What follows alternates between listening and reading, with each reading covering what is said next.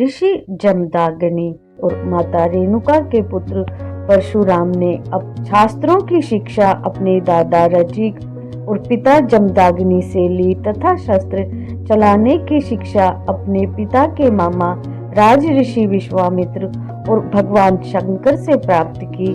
फिर ऐसा क्या हुआ कि अपने गुरु द्वारा प्रदान शस्त्र का प्रयोग उन्होंने गुरुपुत्र पर किया और जिसके कारण गणेश जी का एक दांत टूट गया और वो एक दंत कहलाए।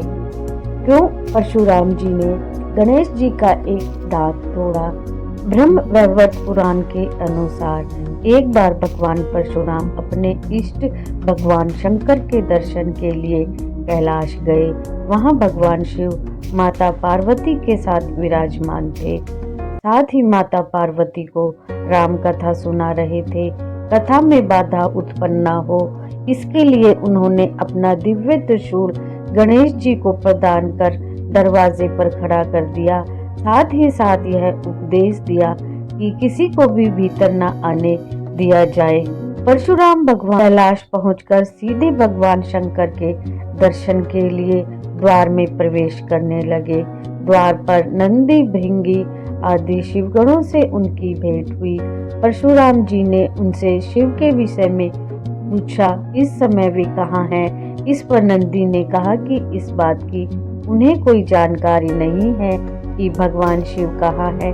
इस पर परशुराम जी ने नंदी आदि शिवगणों पर गुस्सा करते हुए कहा कि तुम्हें यह भी नहीं पता कि तुम्हारे आराध्य देव कहाँ है।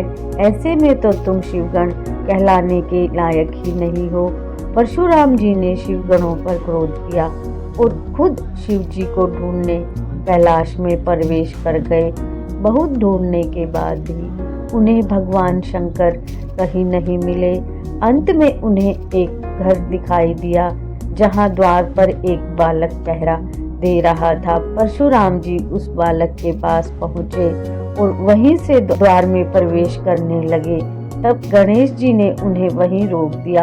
इस पर परशुराम ने कहा कि तुम कौन हो जो मुझे इस तरह यहाँ रोकने का प्रयास कर रहे हो? इस पर गणेश जी ने कहा कि आप कौन हैं जो इस तरह अंतपुर में बिना अनुमति के प्रवेश कर रहे हैं?